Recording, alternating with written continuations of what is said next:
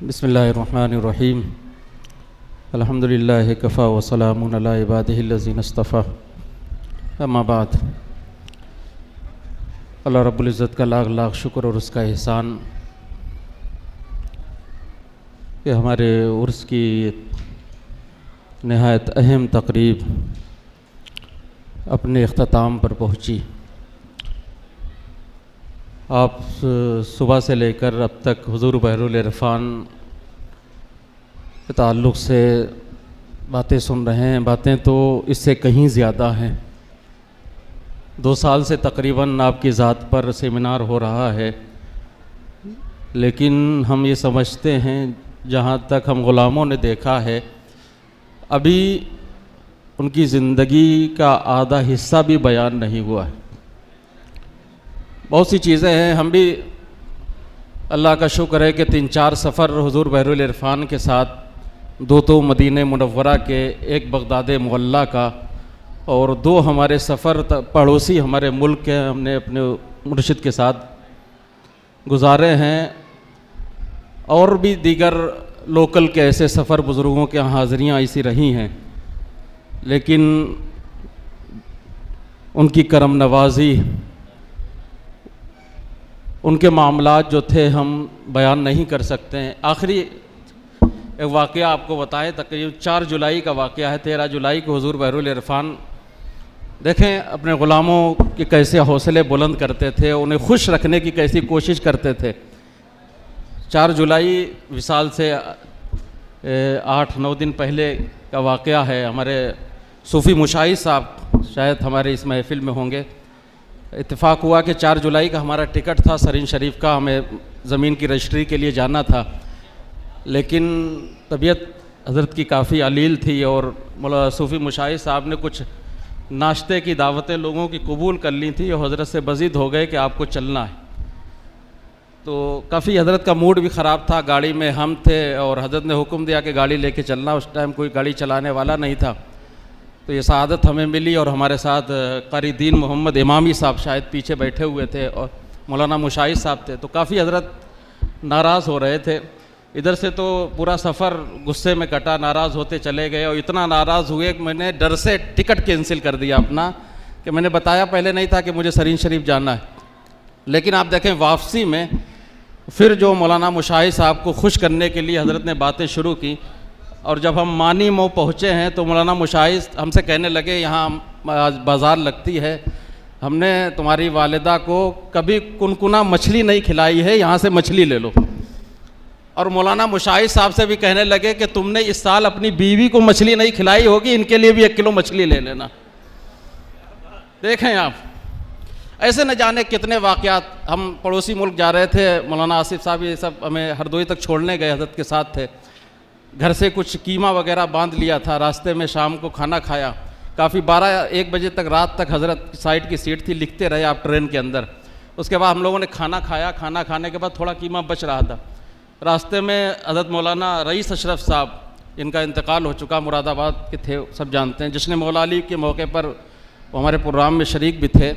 वो तकरीबन 2-2:30 बजे मुरादाबाद स्टेशन पे कुछ नाश्ते वगैरह का भी सामान ले आए और वो कीमा भी बचा हुआ था। सुबह जब नाश्ते का टाइम हुआ, हमारी ट्रेन तकरीबन 11 बजे या 9 बजे अमृतसर पहुंची, तो उससे पहले हमने कहा नाश्ता कर लिया जाए, तो कहा वो कीमा खोल लो। तो कीमा जब खोला तो उसमें बदबू आ रही थी और नाश्ता जो मौलाना रईस अशरफ साहब लाए थे वो भी रखा हुआ। तो कहने लगे ऐसा करो वो कीमा खा लेते हैं और ये जो नाश्ता है वहाँ लाहौर में जो रिश्तेदार है उन्हें दे देंगे, वो इंडिया की चीज़ खा लेंगे। जब कीमा खोला देखा ख़राब है, हमने कहा हज़रत इसमें बदबू आ रही। कहने नहीं नहीं ख़राब नहीं होगा, देखो तो सही। फिर सूंगा, ख़राब।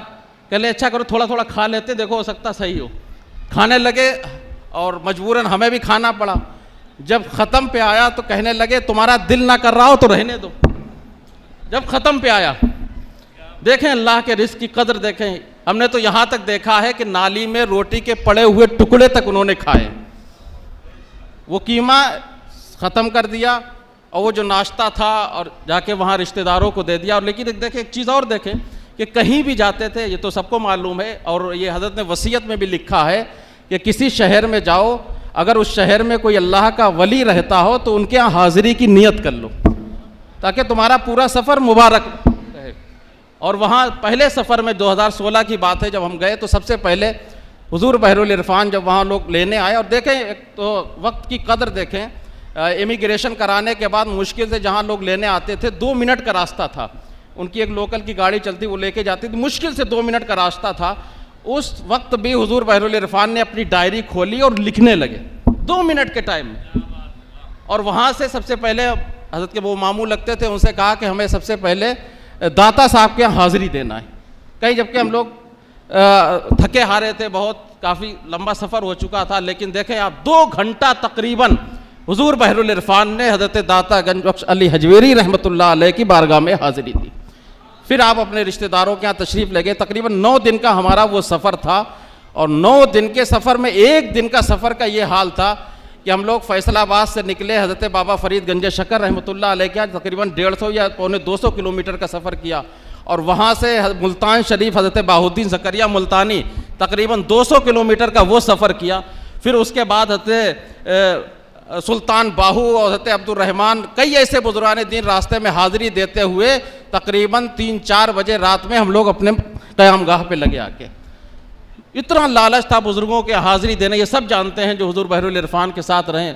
ख़ास तौर पे हमारा वो बगदाद का सफ़र आप देखें, सूफ़ी आफ्ताब साहब थे, मुश्किल से नजफ़ शरीफ का तो ये हाल था, 1-1.5 घंटा 2 घंटा वो सोने देते थे।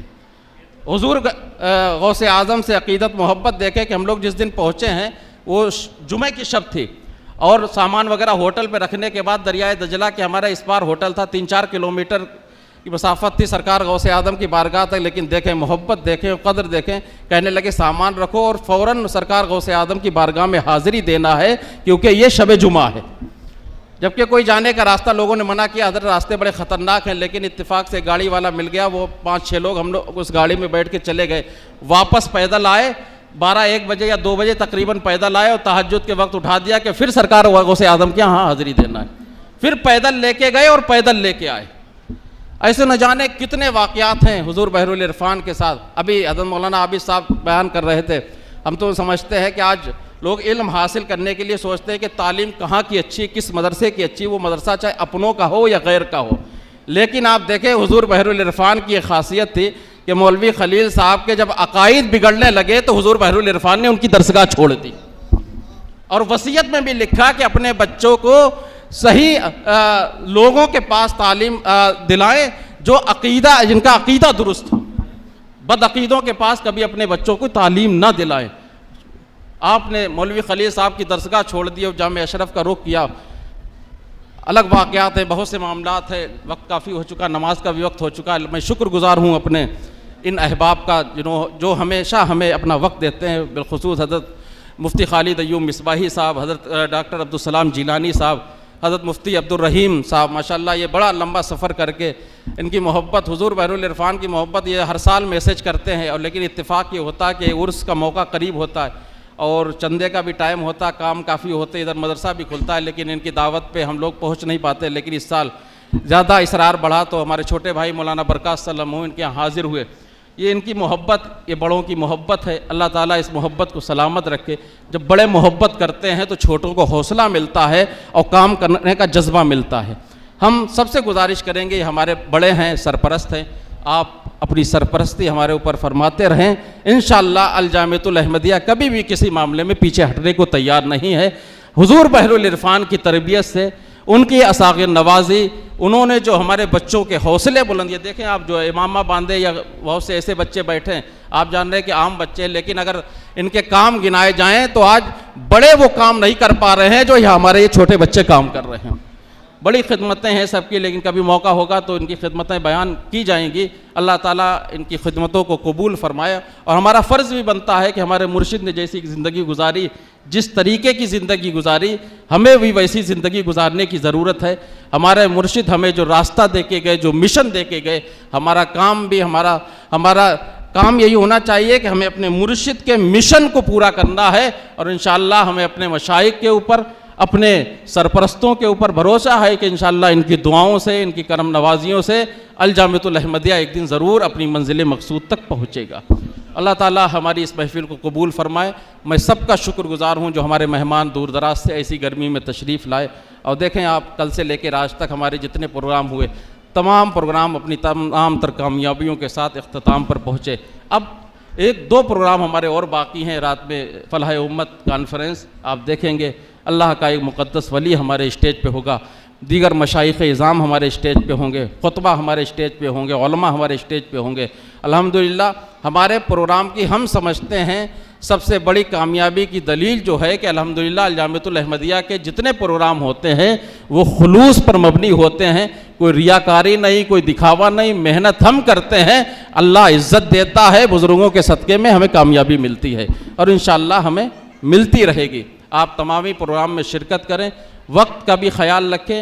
आप मगरिब के बाद खाना शुरू हो जाएगा, आप खाना तनावुल करें, उसके बाद इशा के बाद फ़ौरन प्रोग्राम में पहुंचने की कोशिश करें और आखिर तक प्रोग्राम में रहें। अल्हम्दुलिल्लाह औरतों का हमारा काफ़ी कामयाब प्रोग्राम, तकरीबन 70 बच्चियों को रिदाए फ़जीलत से नवाजा जा रहा है, वो भी अब इख्तिताम पर है। सारे प्रोग्राम अल्हम्दुलिल्लाह हमारे मुर्शिद के तुफ़ैल, हमारे दादा हुजूर के तुफ़ैल, हमारे तमाम प्रोग्राम कामयाब। हमें ये उम्मीद रहती है इंशाअल्लाह, हम किसी मामले में कभी हम नर्वस नहीं होते हैं कि हमें मालूम है कि हम कुछ नहीं हैं, लेकिन हमारे जो बड़े हैं हमें उनकी ज़ात पे भरोसा है कि हर मैदान में इंशाअल्लाह हम कामयाब होते रहेंगे। आप दुआ फरमाएं हमारे इदारे के लिए, हमारे इदारे के मुआविनीन के लिए, हमारे इदारे के असातिज़ा जो खिदमत गुजार हैं, जो मेहनतें करते हैं, कोशिशें। आज हमारे इतने बच्चे हैं, हमें देख के बड़ा तरस भी आता है, छोटे छोटे बच्चे बेचारे खिदमतों पे लगे हुए हैं, बड़ी मेहनतें कर रहे हैं, कोशिशें कर रहे हैं, बगैर कहे हुए काम में लगे हैं। हम इन्हें कोई अजर नहीं दे सकते हैं, लेकिन हम अपने रब से उम्मीद रखते हैं इंशाअल्लाह हमारा रब देख रहा है, वो अपने महबूबों के सदक़े में तुम्हें बेहतर अजर देगा। और हमें उम्मीद भी अपने रब से रखना चाहिए कि जो वो दे देगा वो कोई दुनिया की कोई ताकत हमें दे नहीं सकती। हम अपने फिर मेहमानों का शुक्रगुजार हूँ कि उन्होंने हमें अपना कीमती वक्त दिया और आप हमेशा हमें अपना वक्त देते रहें ताकि हम आपके बेहतर मशवरों से हम अपने कदमों को आगे बढ़ाते रहें और जामिअतुल अहमदिया तरक्की करता रहे। वमा अलैना इल्लल बलाग। अस्सलामु अलैकुम। खड़े हो जाएं, दो बंद सलाम हो जाए, उसके बाद नमाज।